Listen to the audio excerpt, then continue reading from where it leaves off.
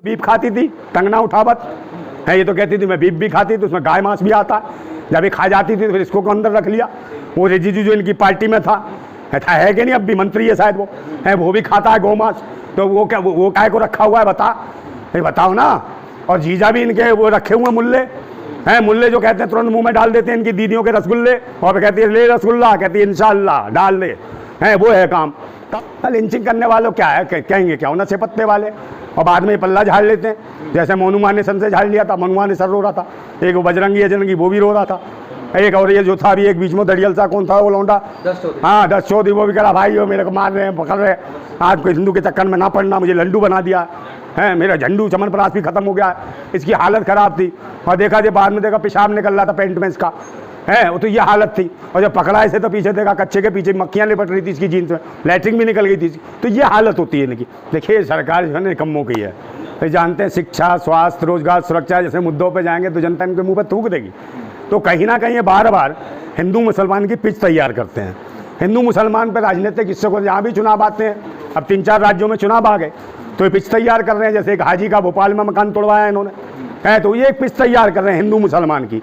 बार बार कहीं भी विचार बताओ, एक बुजुर्ग को अभी ट्रेन में जो दिखा रहे थे, है एक बुजुर्ग को 70 साल से भी ज़्यादा उम्र वाले को, उस बुजुर्ग को बताओ उसकी मॉब लिंचिंग कर रहे हैं। ये बुजुर्गों को नहीं छोड़ रहे हैं और कह रहे हैं सीनियर सिटीजन की हम इज्जत करते हैं, ये बुजुर्गों को नहीं सोच रहे थे। इसका मतलब ये सोचो कितने भैंसी और दरिंदे टाइप के लोग में छोड़ रखे हैं।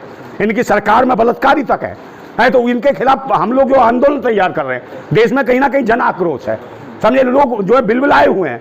और कहीं ऐसा ना हो जो लोग कहते हैं ये टंगना उठावत की कह गई थी कि तो बांग्लादेश बन जाएगा, समझे, श्रीलंका बन जाएगा।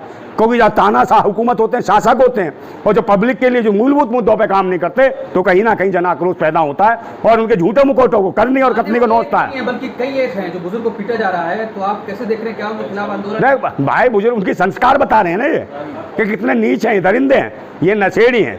इन्हें नशा करवाया जाता है, नशा प्रोवाइड कराया जाता है, और नशा प्रोवाइड कराने के बाद ये हरकतें करते हैं जानबूझ के, और बाद में जब ये पकड़े जाते हैं सरकार इनसे पल्ला झाड़ लेती है। तो इन्हें समझना चाहिए। तो ये प्रोफेशनल लोग हैं, और जब ये प्रोफेशनल लोग हैं तो इनके खिलाफ भी तैयार किए जाते हैं। भाई हर कौम में मिल जाएंगे प्रोफेशनल लोग, हैं हर कौम में मिल जाएंगे, खराब लोग भी मिल जाएंगे। तो उन्हें तो पैसा चाहिए है, तो उनका यूज करते हैं और बाद में अपना पल्ला झाड़ लेते हैं ऐसे लोगों से। पैसा देके करा रही है बीजेपी, पैसा देके करा रही है भाई। बीजेपी है और कौन कराएगा, RSS के लोग हैं। वो जो संगठन जो बनते हैं आपको हिंदू हिंदू करते हैं, और जब ये भूतनी के मर जाते हैं, जब बनारस हिंदू यूनिवर्सिटी में हिंदू लड़की की इज्जत लुट जाती है, तब ये भलवे पता नहीं अपनी माँ के लहंगे में दुबक जाते हैं, तब कोई नहीं निकलता भूतनी का। तब नहीं भेजता के हिंदू बेटी का बलात्कार हुआ, मॉब लिंचिंग हुई। अभी बदलापुर में 4 साल की बच्ची का बलात्कार किया, पूरे स्कूल ने उसको दबाया। जब एक महिला पत्रकार ने उस सवाल को उठाया वहां जाकर, उसको मुद्दे को उठाया, तो भाजपा के विधायक सीधा क्या बोल रहे वहां के नेता, कह रहे तेरा तो नहीं हुआ बलात्कार, बताओ महिला पत्रकार से। ये इनकी सोच है, इन हरामियों की ये सोच है। तो मैं खुद कहता हूं कि सब्र सहने की भी एक सीमा होती है, सब्र सहने की भी एक सीमा होती है। बांध टूटता धीरज का तब होती है, अत होने पर प्रलय और प्रवर्तन होता, तब नई सुबह की नई सृष्टि का सृजन होता। नई सुबह की नई सृष्टि का सृजन होगा, परिवर्तन होगा, और परिवर्तन करेंगे क्रांतिकारी, समझे। ये बीमारियों को साफ करेंगे, इनका इलाज करने के लिए आए हम लोग, और ऐसे लोगों को बख्शेंगे नहीं बिल्कुल भी। और जन आक्रोश फिर आएगा, जैसे इनकी टेक हसीना, वो डाकू हसीना वहां से आ गई बांग्लादेश से। तो क्या इलाज करेंगे आप इनका? भाई इलाज होगा, भी तैयारी होगी, पूरा देश आंदोलित है। और जिस दिन जो 1 करोड़ के आसपास जब दिल्ली में आक्रमण करेगा, और इन सरकार और सत्ता से जब ये पता चल जाएगा कि जो धर्म मजहब के नाम पर मॉनिटरिंग करा रहे थे, जब इनकी समझ में आएगा कि ये हमारा ही सब कुछ पी गए, हमारे ही देश को बेच दिया, हमारे ही सरकारी संस्थान बेच दिए, कारपोरेट जगत को सब बेच दिया, उनके कर्जे माफ करें 5,44,000 करोड़ रुपया है कारपोरेट जगत का माफ किया, मगर गरीब किसान का, मजदूर का, शोषित का, जिन्हें कर्जा ले रखा था उसका कोई माफ नहीं किया। नंदा भाई, आपको नहीं लगता कि मोदी जी ने जो भाषण दिया था कपड़े से पहचाने जाएंगे, उसी का असर है? कौन सा? तो लिंचिंग हो रही है। लिंचिंग जो नहीं तो कपड़े से क्या पहचानते हैं, कपड़े से पहचान नहीं क्या पहचाने, क्या है मोदी?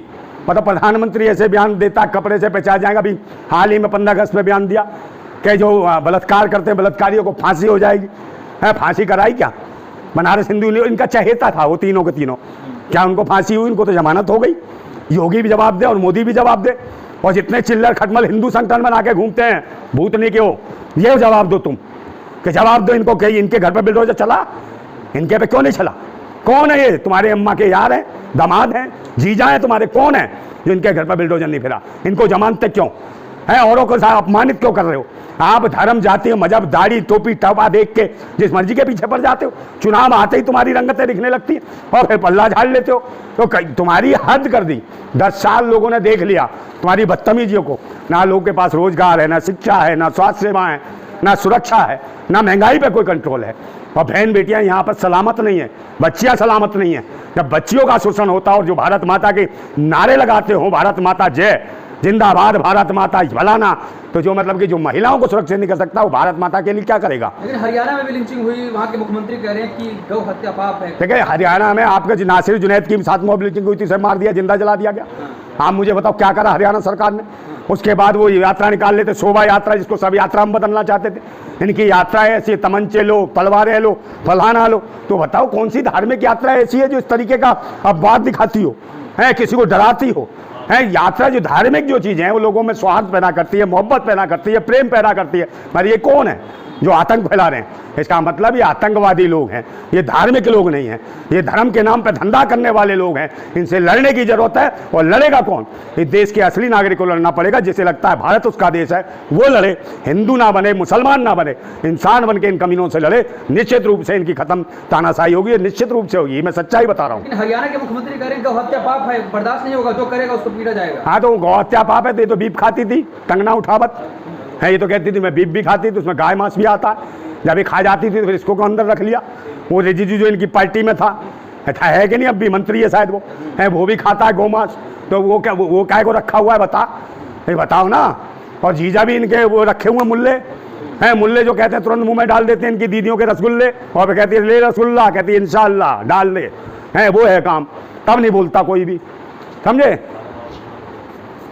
लेकिन सैनी को क्या कहेंगे जो हरियाणा के मुख्यमंत्री ने सब बयान दिया है? एक तरफ लिंचिंग हो रही है, दूसरी तरफ आरोपियों को बचाने का काम कर रही है। ये तो सरकार को सभी जान चुके हैं, सबको पता है हरियाणा में सरकार जा रही है। जिस प्रकार विनेश फोगाट महिला खिलाड़ियों, छोटी छोटी बच्चियों के साथ यौन शोषण हुआ है, वहाँ पर कितना आक्रोश है। महिला खिलाड़ियों का आक्रोश है, किसान का आक्रोश है, नौजवान का आक्रोश है, रोजगार नहीं, अग्निवीरों का आक्रोश है, वृद्धों का है, समझे ना, EPS वालों का है, चारा वालों का। किसका रोष नहीं है? वृद्धों की पेंशन रोक दी इन्होंने, है सब कुछ खत्म कर दिया।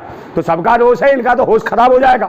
अब ये कुछ भी करते ना, मॉब लिंचिंग, धर्म, मजहब कुछ नहीं सुन रहे अब, समझे ना। पहले बर्तन बजाते थे ना लोग, जिनसे बर्तन बजवाए थे, अब कुछ दिनों बाद नहीं बजाएंगे लोग, ढंग से देख लेना, वही लोग इन्हें बजाने वाले हैं।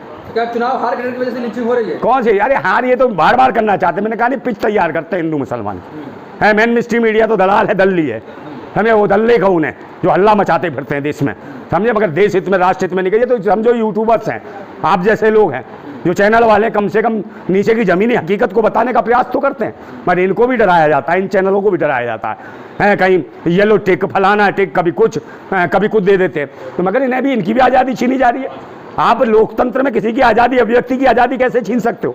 अगर कोई सरकार अभिव्यक्ति की आज़ादी छीन रही है तो वो निरंकुश सरकार है, तानाशाह हुकूमत है, और देश के लिए गलत सरकार है। ऐसी सरकार को हटाना हमारा दायित्व बन जाता है, हर नागरिक का दायित्व बन जाता है, हर इंसान का दायित्व बन जाता है जो देश का नागरिक है। ईमानदारी से इस राष्ट्रीय सेवा में समर्पित हो और भारतवासी बनो, हिंदू ना बनो, मुसलमान ना बनो, इंसान बनो। लिंचिंग करने वालों को क्या मैसेज देंगे, क्या कहना चाहेंगे आप उनको? लिंचिंग करने वालों क्या है, कहेंगे क्या, उन्हें से पत्ते वाले, और बाद में पल्ला झाड़ लेते हैं। जैसे मोनुमान ने सन से झाड़ लिया था, मोनुमान ने सर रो रहा था, एक बजरंगी अजरंगी वो भी रो रहा था, एक और ये जो था अभी एक बीच में दरियल सा, कौन था वो लौंडा, 10 चौधरी, वो भी कह रहा भाई वो मेरे को मार रहे हैं, पकड़ रहे हैं, आज हिंदू के चक्कर में ना पड़ना, मुझे लंडू बना दिया है, मेरा झंडू चमनप्रास भी खत्म हो गया, इसकी हालत खराब थी।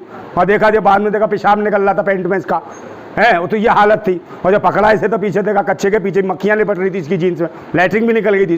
तो ये हालत होती है इनकी। तो भाई ऐसी चीज़ों से बच्चों, सरकार आपका इस्तेमाल करती है, आप अपने हक अधिकार के लिए लड़ो, शिक्षा, स्वास्थ्य, रोजगार, सुरक्षा के लिए लड़ो, ताकि ये देश आगे तरक्की कर सके, मोहब्बत कायम हो सके, अमन और चैन और शांति से मुल्क बढ़ सकता है, नफरतों से नहीं। अरे कह रहे हैं अगर हिंदू बचेगा तभी देश बचेगा। कौन? हिंदू को बचाना है। कौन कह रहा है? बीजेपी वाले। कौन सा हिंदू है बताओ, उससे पूछो ना कौन कह रहा है। तेरा बाप हिंदू था, उससे पूछो। इसकी अम्मा हिंदू थी, कौन थी हिंदू? हिंदू कोई धर्म नहीं, कोई पद्धति नहीं है, कोई धर्म नहीं, कोई पद्धति नहीं है, कोई इस तरीके का संस्कार भी नहीं हिंदू। हिंदू का मतलब होता है गुलाम। अरे सनातनी सड़े तन वाले और सड़े मन वाले, सनातनी कोई नहीं है। सड़े तन वाले, सड़े मन वाले, इनसे घिना थी सालों से, बेशर्म है। ऐसे बेशर्मों का हम बहिष्कार करते हैं।